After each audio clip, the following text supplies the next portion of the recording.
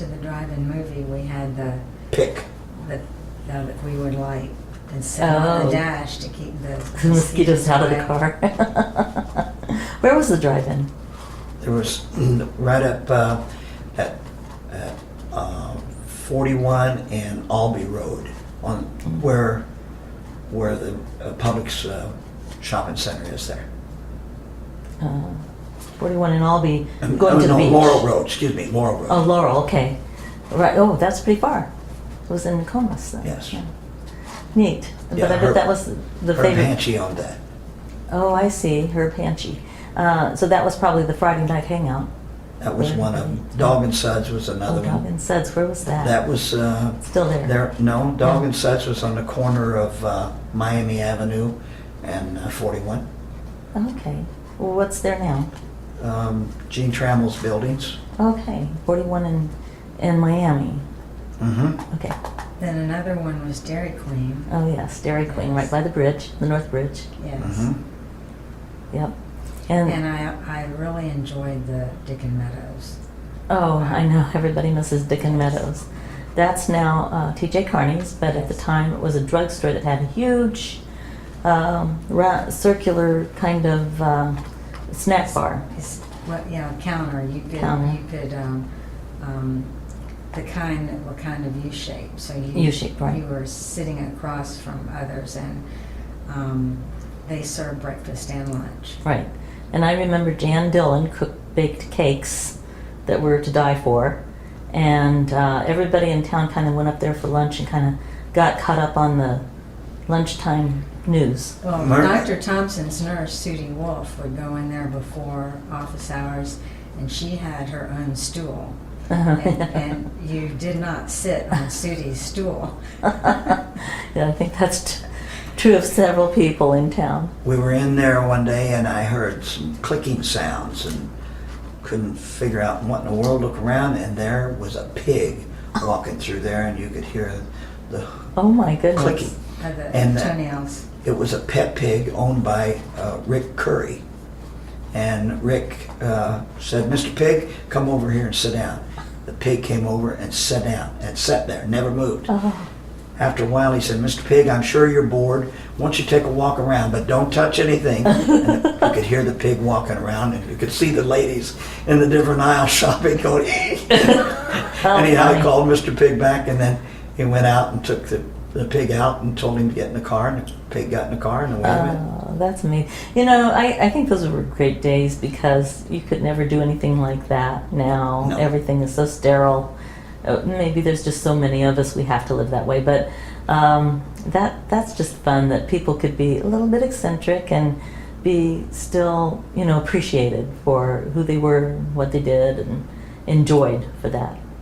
We used to have Sunday ice cream out in the parking lot at the funeral home. You want to talk about that? Well, before I married her, my brother and I lived in the back apartment at the funeral home, and so every night we were on calls. So we would open up the garage door and get the ice cream crank out there and start cranking ice cream, and pretty soon somebody'd show up, and if they were going to eat, they had to crank a little bit. So pretty soon somebody else would show up, and they'd crank, and then got to finish, and then we'd serve it. So that was pretty much a nightly thing. And That is fun. I'm still wearing some of that ice cream.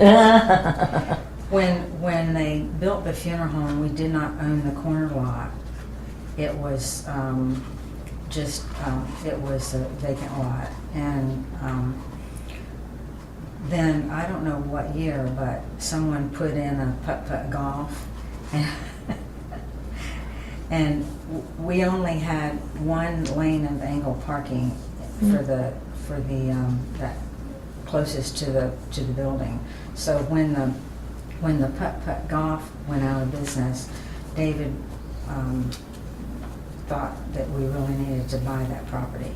So you can talk about that. A fellow named Valenti owned that property, so I went to Mr. Valenti and asked him if he would sell it, and he said, "Yeah, I'll sell it to you." And I said, "Well, how much?" And he said, "That's going to cost you $40,000. I said, $40,000. He said, David, don't ever ask anybody the price of anything again. When you ask to buy something, ask them how much it's going to be in payments. And I said, well, tell me about it. He said, well, okay, I want $5,000 a year plus payment, plus interest. And I said, I can afford that. So I bought the lot from him. Gave me a good lesson in how to dicker. Very interesting. I never thought about it that way. That's Also, the fascinating. Mayaca Bowling Alley was where the Herald Tribune building is now, so we witnessed some different behaviors in that parking lot across the street. Oh, I bet you did. Okay, David, show us your shark's teeth. Those are fabulous, and tell us about where you got those.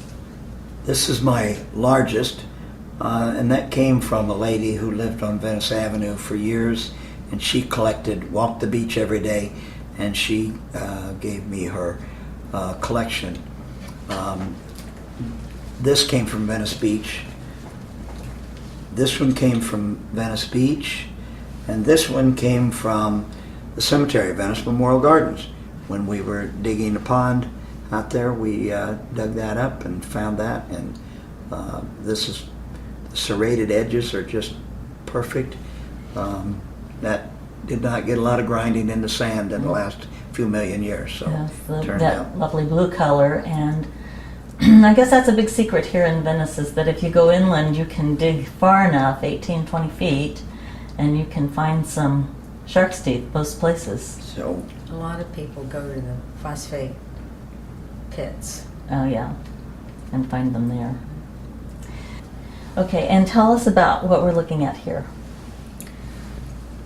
The YMCA was in some trouble, and so David, it would be better for you to tell. They started a group called the YMCA Must Stay. Now the YMCA at that time was located where? the YMCA was located just over the bridge on the right-hand side. That Over the Venice Bridge?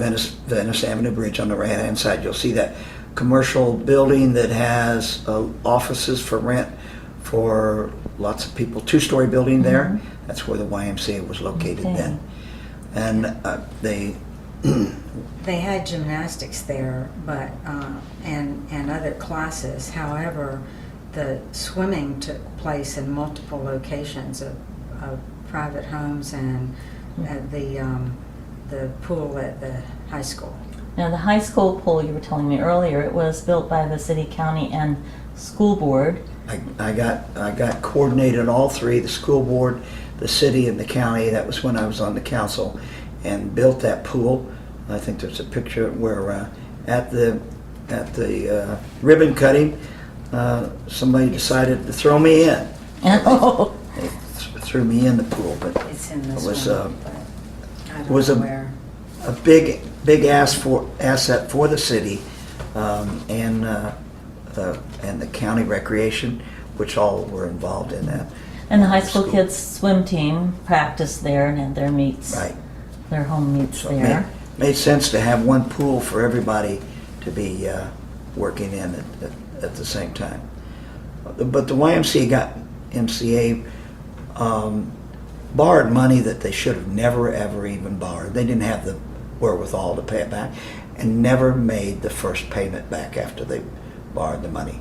So there was 3 banks that loaned to them, and after a while, the FDIC and others said that the banks needed to foreclose, and they started a foreclosure process on the YMCA. I called and got Brian Holcomb, and Brian was head of the YMCA at that time, and started a YMCA Mustang committee. It ended up with about 6 of us in that committee. One of them just recently died, which was Dick Hayes, an attorney. And Arbuckle. Our whole project was to find, we needed $265,000. And if we could just get 265 people to give us $1,000. We were going to collect the $1,000 apiece, hold it in a separate account. If we didn't collect the $265, we would give everybody the $1,000 back. We collected $65,000 and couldn't get any further. Then we Steve Albee was our city clerk, and Steve Albee came to me one day and said, "David, how much do you need?" And I told him how much we needed, and he said, "I've got somebody that I will get to give that money to you." So, why am I not thinking his name? Steve took, the guy used to like to sail with Steve, and Steve took him out on the sailboat, and he said, "This is one of those things where you always like to get in that position, tell somebody get out or put out." And he said, "You're going to take care of the YMCA's need," and he did. He came up with the money. I think it's in there, but and we were able to pay off the mortgage from the YMCA, and they've been very successful ever since, and continue to do so. And you have something from the hotel? yes, this is about when they purchased the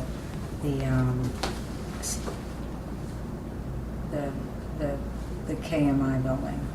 And I forgot, is it the San Marco Hotel? Yes, San Marco, and Don Morgan was a really a nice guy. He loved Venice, did a lot for Venice. He was also the man who was the drive behind building the Nazarene Church out on Venice Avenue. So, is there the name of the person who donated for the Y in this article? It would be. It would be in here, I hope. I don't know why I can't think of it either. Cameron Reed. Yes. Cameron Reed. Cameron Reed had a seat on the stock board, and in New York, and he built a big home here in Venice. Lived here a lot of the year, and he was the one. Him and his wife did a lot for the Y. Here's a picture I want to show. This is David Farley running for city council in 1972. 1972. Dark hair. Those were the days, huh? But lots of it. You still have lots of hair, too. I used to walk the beach, and so I saw the evidence of a nest and called, and they said, "Oh no." And I said, "Make sure." So they said, "Dig down and see if you find anything, and then cover it back up." Oh. So we did do that, and the girls were elementary age at the time, so that was really good for them to watch, because they did come and at that point they weren't marking them, they were moving them to another location so they'd be safe. And then when those little hatchlings were ready to be released, they let us know so the girls could watch them running into the water. One thing I need to say, that the success of the YMCA has to be credited a lot to Bob Vetter and the Gondolier, because they went out of their way to support that whole project in every way that they could, with articles and everything that we ever asked them to do, and more. What about Jeanette Hanchy? Jeanette Hanchy was part of our committee, and she wasn't part of the original committee when we first started. We had like 4 meetings before they got there, and then yes, she came on. She was a trooper, though. She's really worked hard. She cut the grass, she pulled the weeds, she planted the stuff, she did everything at the new building that needed to be done, and she's been a trooper all the way. When we put in the reverse osmosis treatment plant, that was the largest RO plant in the world. And we used to have people from all over the world come to tour that RO plant. What year was that? 75. I Had to think. be 74, probably. And Joe Tucker was one of our city councilmen, and Joe Tucker had worked for the Tennessee Valley Authority and knew a lot about water. So he was our driving force with the council. Him and I, it wasn't sunshine law then, so him and I could work together, and we did a lot to work together to get to the point to where we did that. That plant was designed that you you can take out the permeators, put new permeators, and draw directly from the Gulf of Mexico and treat water and have good water. That's amazing. Did you know Smitty Brohard? Yes, I did. And what can you tell us about him? Smitty I think he was a real neat, interesting guy who really had the city at heart. A lot of people, will argue with you about what he did at different times, but Smitty would have meetings, again, no sunshine law, so he'd have Smitty's meetings with the council at his bar. They would make decisions and do what was needed to be done. How many people lived in Venice then? Probably at that time less than 3,000. There's probably less than that. But Smitty worked hard for the city, and I don't think there's anything that he did that I would ever object to. How long was he mayor? He was mayor a long time, and I don't remember that, but he had a good council, and they did a lot. Of course, right after that, the councils seemed to be elected people who did a lot more. I remember Jan Dean, her husband, was a judge, county judge. And Jan Dean was on our council, and she kept complaining about the malfunction junction up here, 41 and the bypass, and nobody would take jurisdiction. Florida Department of Law Enforcement would not, Florida Department of Transportation would not, county would not, city, everybody kept. So Jan got her own lawnmower and went up there and started cutting the grass. And then next day, the newspaper had a picture of her cutting the grass. And FDOT, county, everybody decided they needed to get involved and get it cleaned up. But she was a neat gal. That's a Still great is. story. She lives in Sarasota. Oh, that's still. neat. Well, Joanne and David, it's been wonderful to talk to you and to hear all about how Venice was when you first found it, and all the things that you've been involved with over the years that have made a difference and made Venice the home that we all share today. And I thank you for being with us today, and I hope to see you again next time when we bring you more Venice Views.